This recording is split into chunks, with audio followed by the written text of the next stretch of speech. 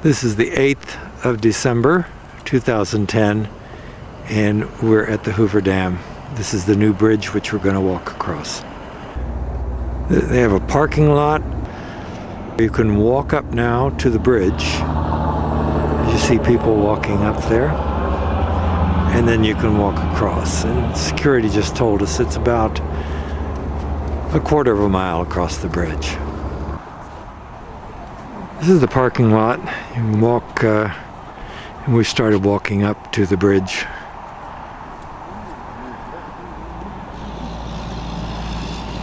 And this is the entrance over to the bridge. They have, I guess, 5 posters here describing the selection of the site, etc. Go ahead, that's all right. Oh, I'm sorry. Are you sure?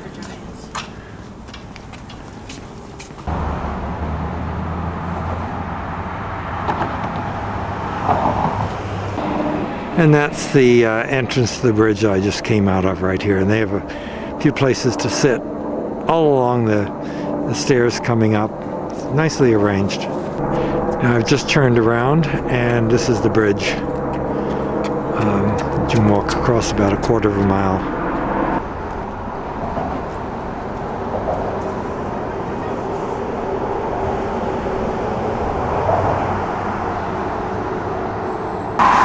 When Abe and I were here in 2005, the bridge had not been completed. This is the new bridge.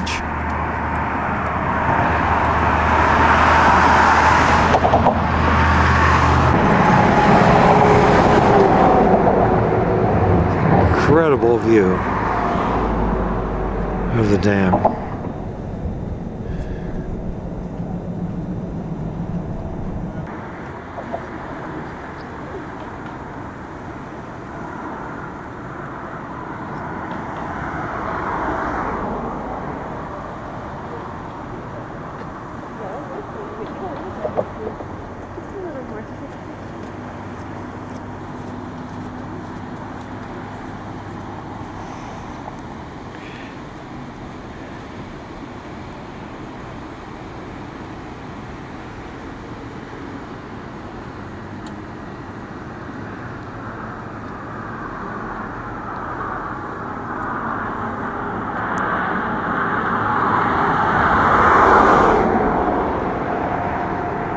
This is the old road, and it's still open. We'll be going across it, across the dam.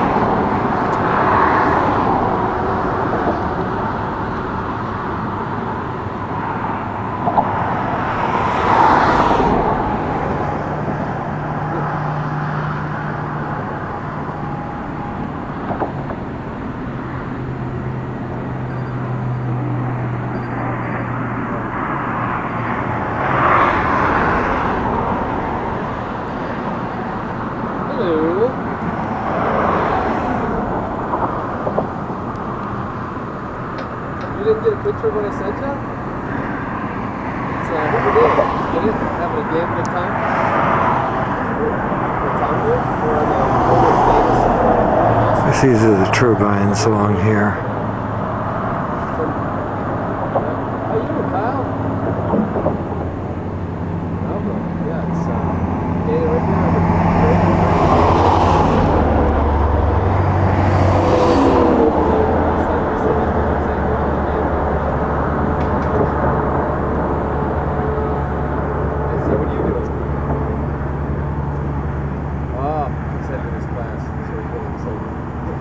Only one more left, though. Two more for this one, right? How's it going?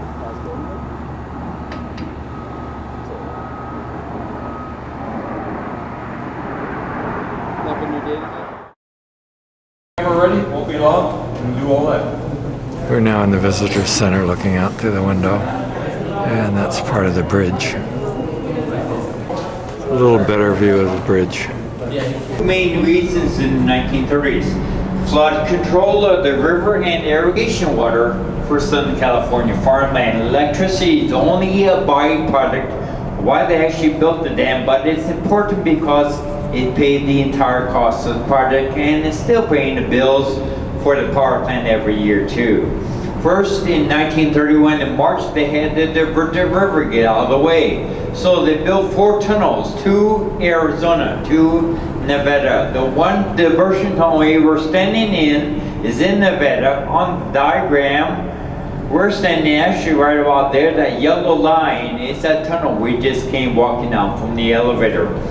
Once these tunnels were built, and it took 18 months, it was the first and the hardest part of the entire project to build these tunnels.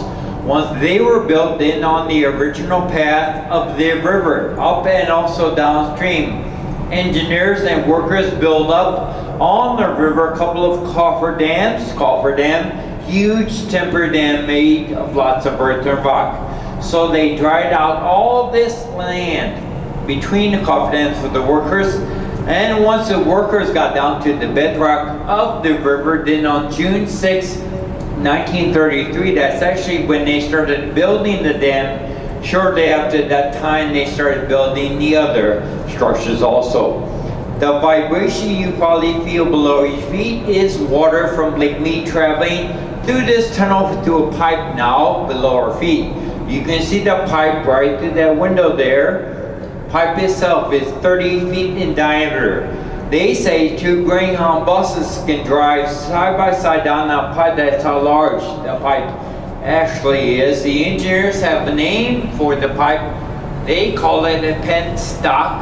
I call it a big water pipe. Water enters from the intake towers, goes through the pipe, and then the pipes branch off, as you can see here, to 13 feet in diameter. So it's taking all that water and even more, speeding pressure to the turbines from 12 to 49 miles an hour. Water spins a turbine, which spins a vertical shaft, which spins a rotor that's inside generators. That's where the electricity is made. Then the water exits out here. This area we call the tail bay, and the water keeps on going down the lower Colorado River downstream. That's how water in Lake Mead helps to make electricity here at Hoover Dam in the power plant. During the 5 years from March of 31 to about March of 36, to build this project, they say officially 96 men lost their lives on site building the dam, but they only counted the men who died on site. They did not count the men who died off-site in a hospital in Vegas or Boulder City. If they did, the old timers say that number could be 400 to 700 at least. Now, there also be on both sides of the dam a gigantic spillway. These spillways purposely built about 27 feet lower than the dam. If too much water is in the lake behind the dam, they never want that water to go over the dam, so that's why they built these spillways lower than the dam. Now, these spillways are actually first tested by engineers here in 1941 to see if they worked. But we have a picture on the wall right over here, shows you what occurred in the summer of '83, 27 plus years ago.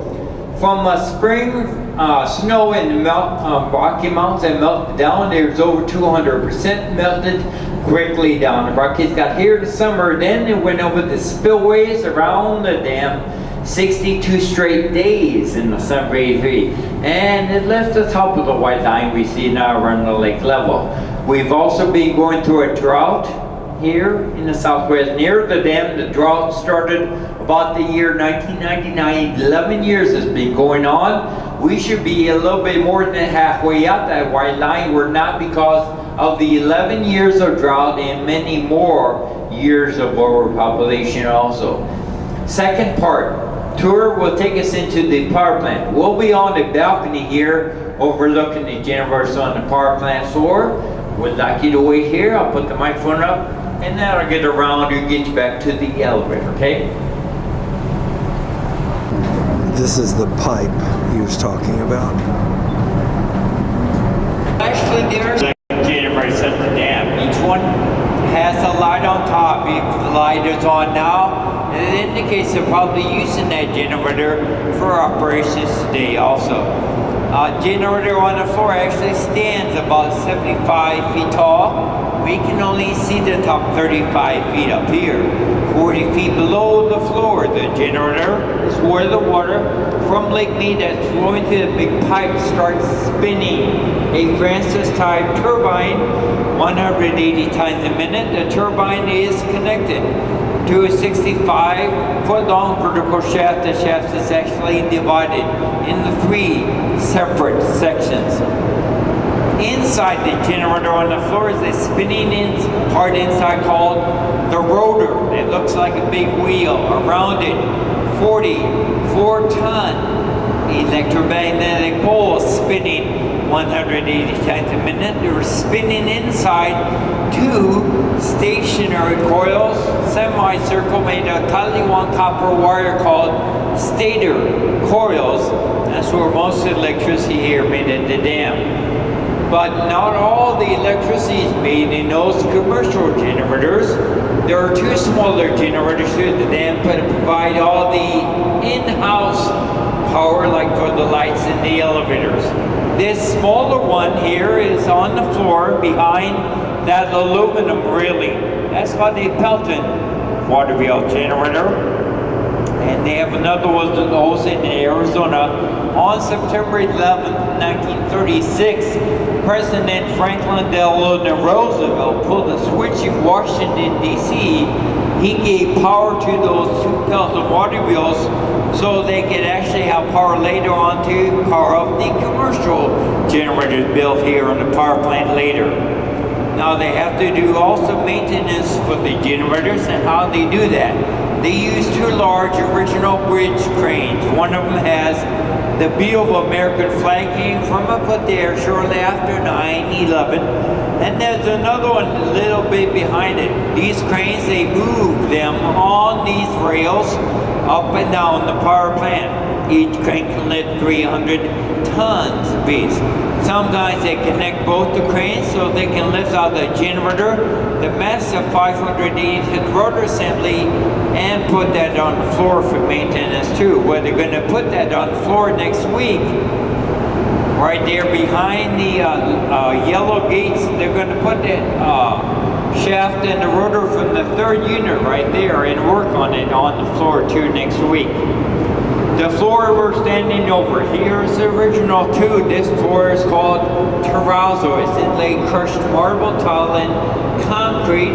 It was actually installed by 30 Italian immigrants from 1936 to 1937 here at the dam. They started tours of the dam in 1937, and since then they've estimated over 44 million people have seen the dam walking over the same floor you're walking over today too.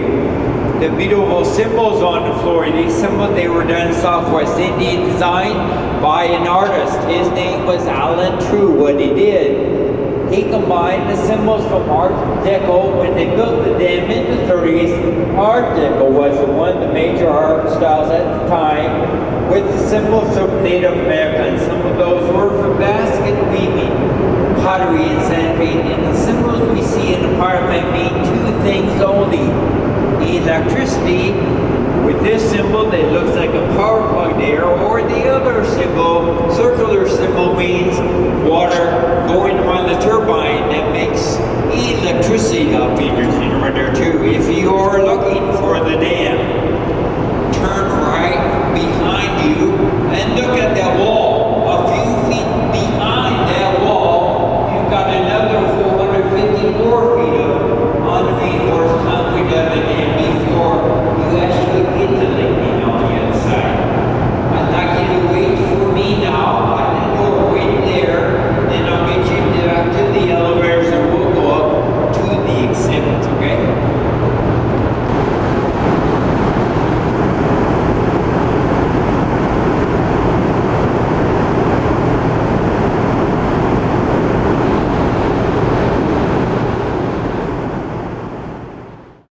Across the top, This is but from the only observation 78 feet tour. across the base.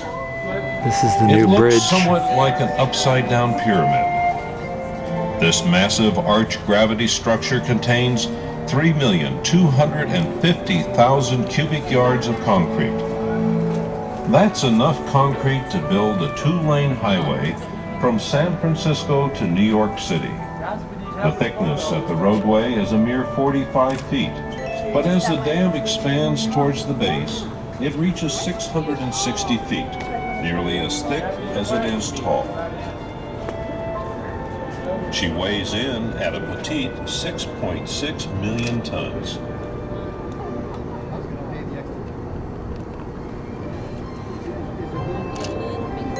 Behind the dam, you can see Lake Mead, the largest man-made reservoir in the United States. It has a storage capacity of 9.2 trillion gallons of water. Enough water to flood the state of Connecticut 10 feet deep. The body of water in front of the dam is called the tail bay, or tail race, but in reality that's the Colorado River. This is where the water is drawn from hundreds of feet below the surface of the lake and spills through the turbines, flowing on downstream. The water comes out of the turbines at an average temperature of 53 to 55 degrees.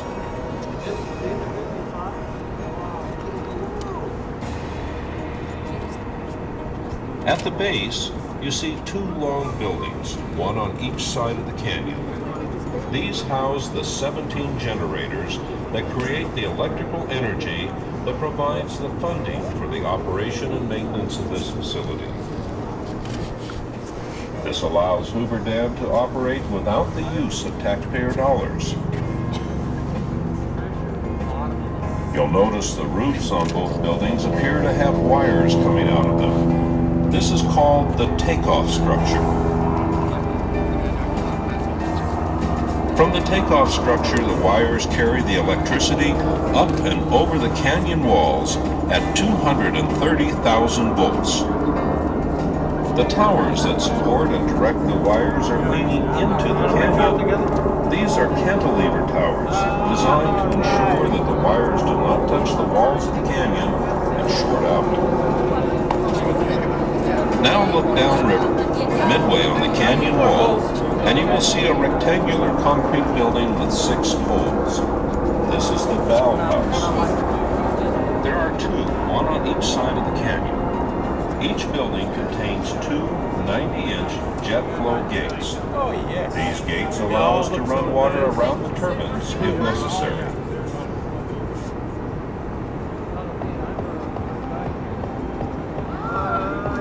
150 tons. The crane is used to deliver large equipment from the road to the ramps below.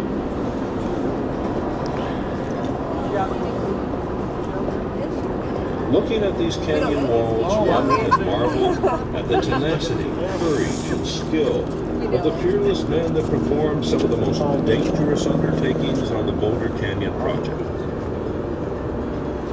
These brave characters, called high scalers, swung from the top of the canyon walls by a single rope on a bosun's chair, drilling, blasting, and chipping away at the rock. They worked the walls to their solid foundation to prevent the natural rock from falling on the workers below.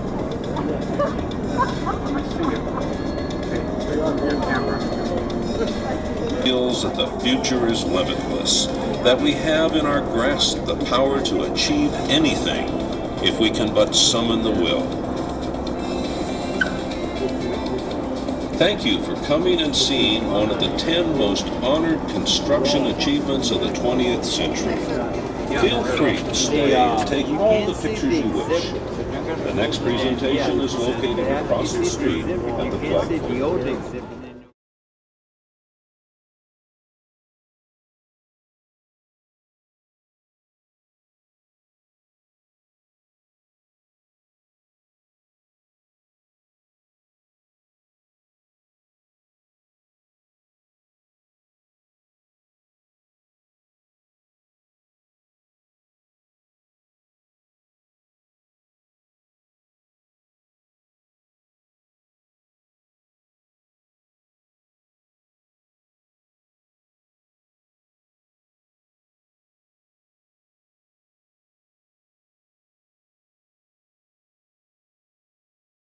This is the 8th of December 2010, and we're at the Hoover Dam.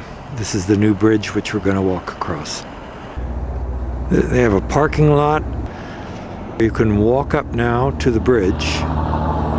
You see people walking up there, and then you can walk across. And security just told us it's about a quarter of a mile ahead. That's all right. Oh, I'm sorry. Are you sure?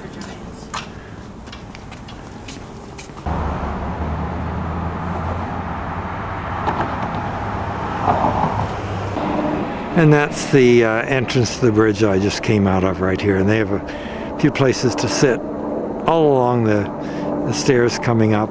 It's nicely arranged. Now I've just turned around, and this is the bridge. You can walk across about a quarter of a mile across the bridge. This is the parking lot. You can walk, and we started walking up to the bridge.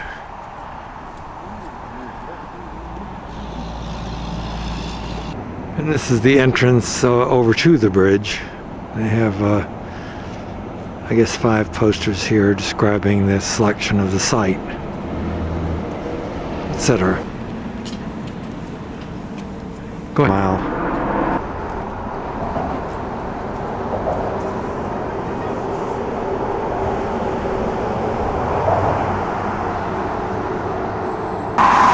When Abe and I were here in 2005, the bridge had not been completed. This is the new bridge.